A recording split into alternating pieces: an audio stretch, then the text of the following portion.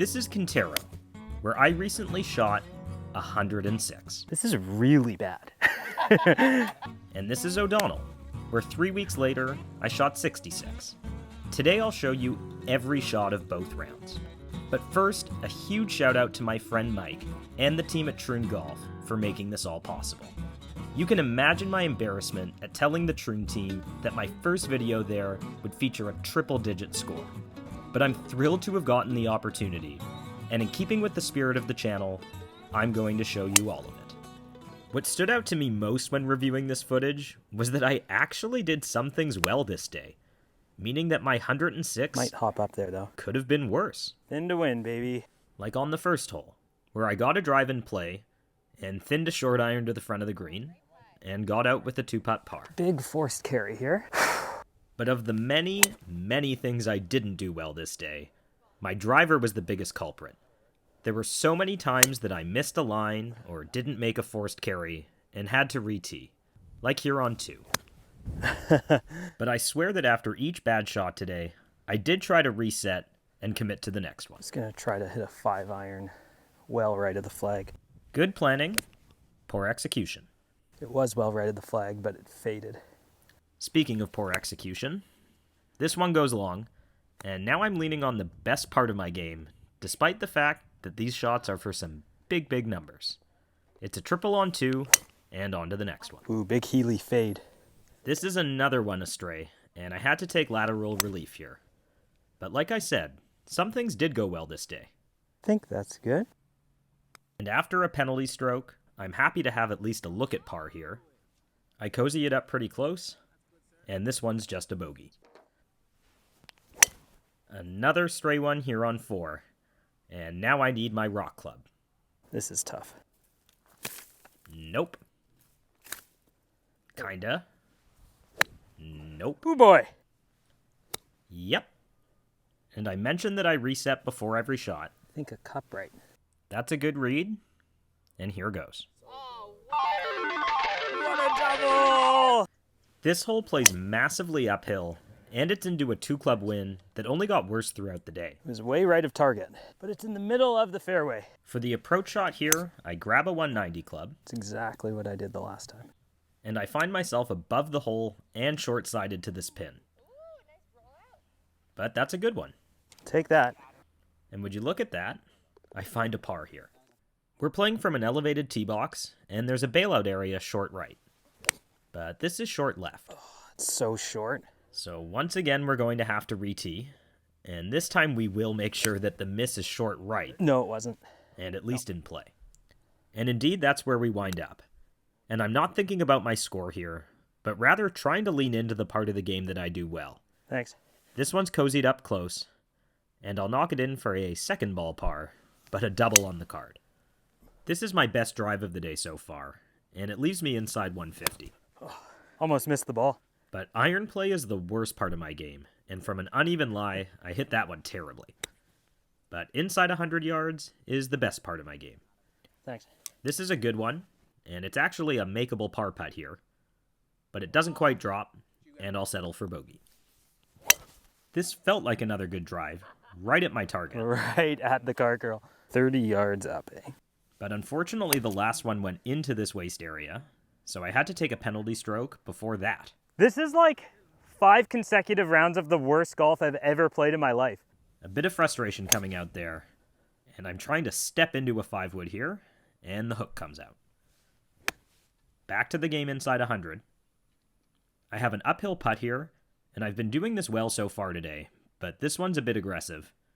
And for the first time today, I fall victim to a 3-putt. Good 8.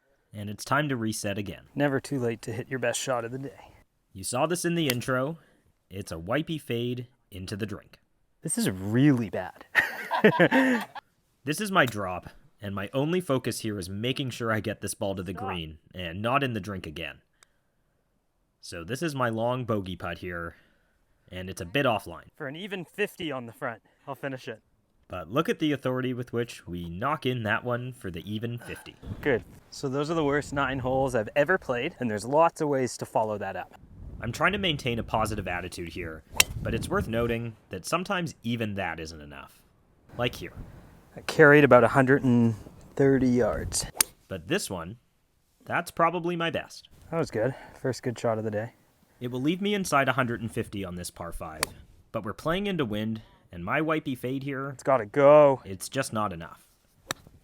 I reset before hitting this bunker shot, and it's a great one.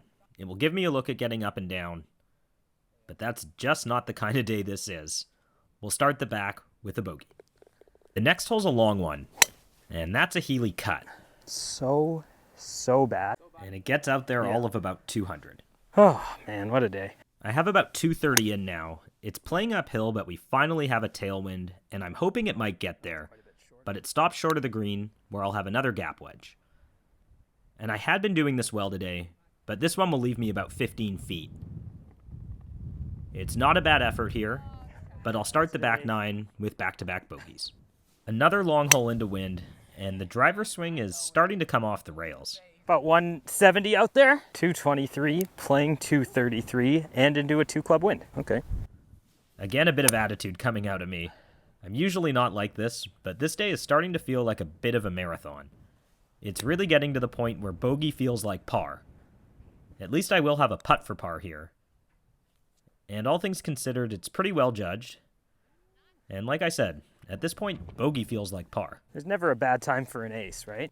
Goldfish memory. I stepped into this one and hit it well, but failed to consider that it was downwind. Oh, that's long.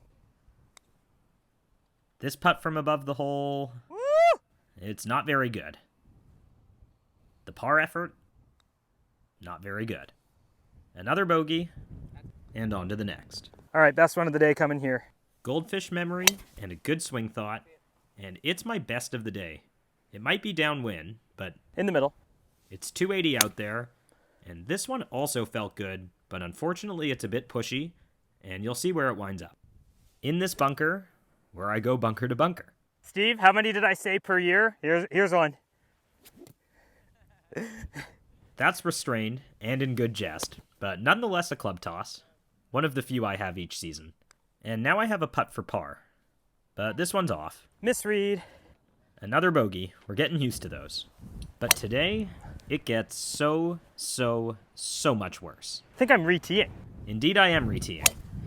The wind's howling, I'm hitting the ball like crap, and on a back 9 where I've started with bogeys on each hole, here comes the blow-up hole. So good. 110 yard, 5-iron.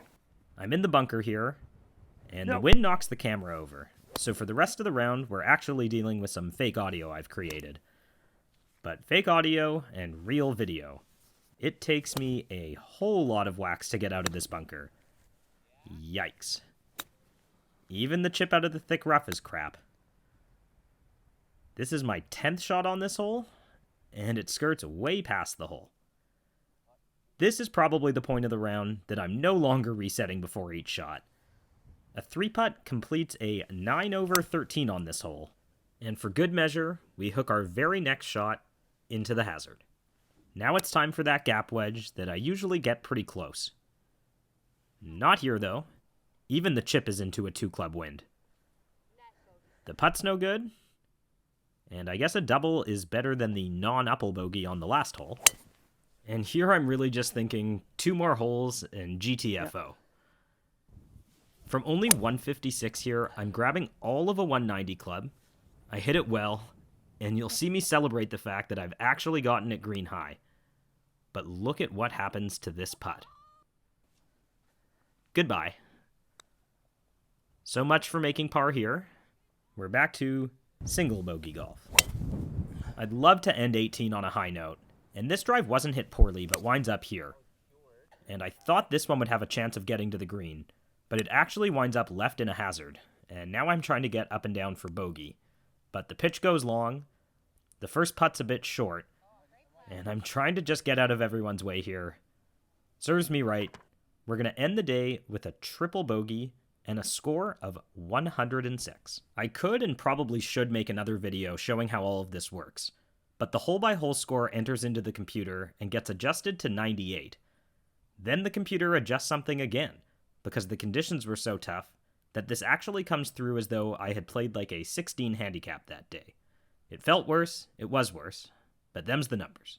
And now, on to part 2. 3 weeks have passed since the massacre in Arizona, and now I'm teeing it up at one of my favorite courses, O'Donnell in Palm Springs. And let's get this out of the way now.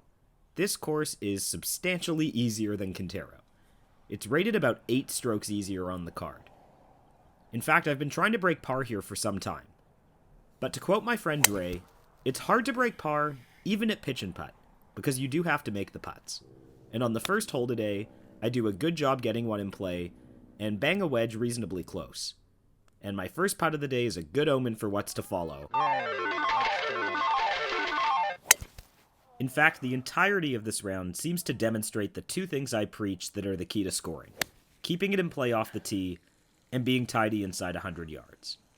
I've definitely sorted out my driver since Arizona. And as for the flat stick... Oh! My mum was pretty excited about that one. Enough for the two of us. Go! And this is my first miss of the day. It winds up short in a bunker. But that's a great out there. Woo. And it allows me to get up and down. I mentioned that this course is easier than Quintero. Well, how's this? A 200-yard par 4. So worried about hooking it. But par is just a number. You still have to get the ball in the hole, count up the strokes, and write them down. And this is a great look at getting up and down for birdie, I guess. But it's my first missed putt of the day, and we'll settle for a 4. The next hole is a funky one.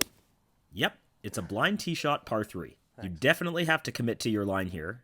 And oh yeah, you have to make the putts. Yes. Thank you. One challenge of this short course is a lot of internal OB. And here I'm making sure that I avoid the OB on the right. Oh, it took the world's worst kick. It's frustrating to be stymied on a gettable par 5, but you have to play the shot in front of you. And as for my long approach now... Oh, that went the wrong way. It misses green high left, and now I'm trying to get up and down.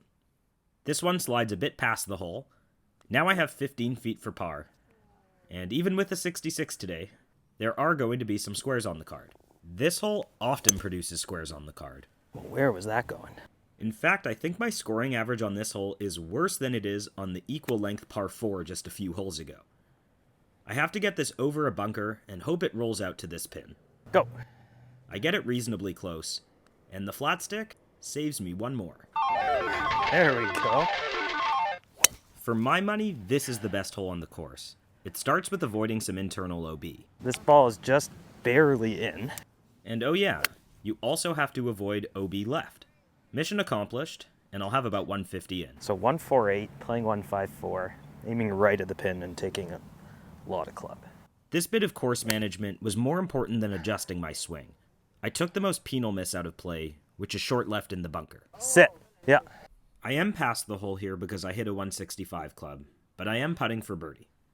It goes a bit past the hole, and I'm a little worried about the comebacker, but I knock it in. Okay. Hit a cut. Another important piece of shooting low scores is having some course knowledge. Did cut. I've played this hole enough times that I know that the miss here is right. This gives me a good angle in. Well, I hit it fat. Terrible, terrible, terrible shot. And oddly enough, this hole has also often stood in my way of breaking par here. But not today. Thanks. Thanks. I hit a good chip and knock it in. The back nine at O'Donnell features the same set of holes, just played from different tees. On most holes, the difference is minimal, however, including the 10th/1st hole, where once again I get a drive and play, and hit a wedge reasonably close. It leaves me at about 8 feet for birdie. Living dangerously here. Whoa.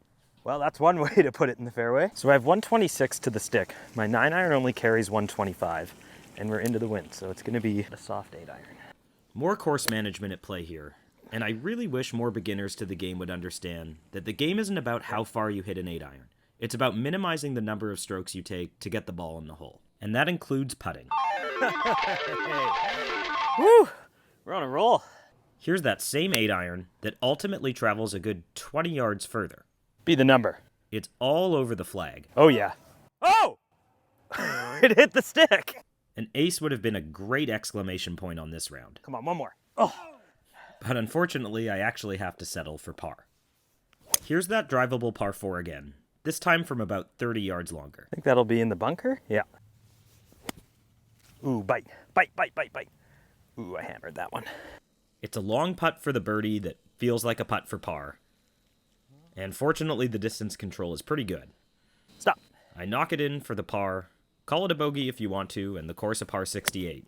The good news is, we still managed to break par today. This should be really good. I think this is just right edge. And my confidence with the flat stick here is high. On to the gettable par 5, and this time the drive is right in position. I had trouble hitting this thing straight. Let's try to hit it straight. I have to avoid the Three Sisters here. Don't hit it. Oh, got through it. Now get on that green. That was asking for a lot, but the good news is that I'm in a decent position to try to get up and down for birdie. The touch with the gap wedge is pretty good, and I have about 6 feet left here. Woo! And we're back to the tough par 3. Same place I put it last time. Stop going there. Some expert caddying advice from my dad there, but we've had this shot on the front 9, and let's try to do it again. That might go in. Ooh, good shot. It's a short look at par, Oh. but you can't make them all. On to the par 5 17th, where I am terrified of hitting one right OB. Well, that's called don't hit it to the right. It was also lucky to not miss left OB. It didn't quite draw enough, but... I picked too aggressive a target here, Oh, no, into the bunker. and it wouldn't be a career round if there weren't some jitters coming down the stretch. And here I just want to get on the green. That's okay. I'll even have a look at getting out of here with a par. I pushed it. But it's not meant to be, and I'll card a bogey heading into 18. The swing thought here is high cut and miss right. That's interesting. But instead I hit a draw up the right, but still into a decent spot. Well, we'll see. One more nervy pitch over the bunker here. I actually hit this poorly and I was worried it wouldn't carry. But the breaks mostly went my way today. Here's the putt for birdie.